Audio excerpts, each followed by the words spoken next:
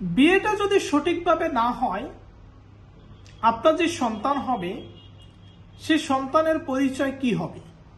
তখন আপনারা হয়ে যাবেন অবৈধ পিতামাতা। বিয়েটা যদি সঠিকভাবে না হয়, আপনি তালাক দিতে গেলে ঝামেলায় পড়বেন।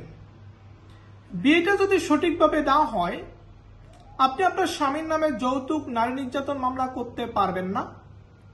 বিয়েটা যদি সঠিকভাবে না হয়, আপনি ভরণ পোষণ কাবিনের টাকা দাবি করতে পারবেন না।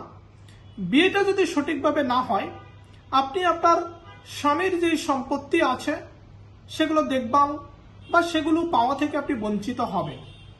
এই কারণে আমি বরাবর বলি, বিয়েটা সঠিক নিয়মে করুন। কারণ বিয়েটা যদি সঠিক নিয়মে না করেন, আপনাদের মধ্যে যদি কখনো ঝামেলা হয়, তখন কিন্তু আপনি আপনার অধিকার থেকে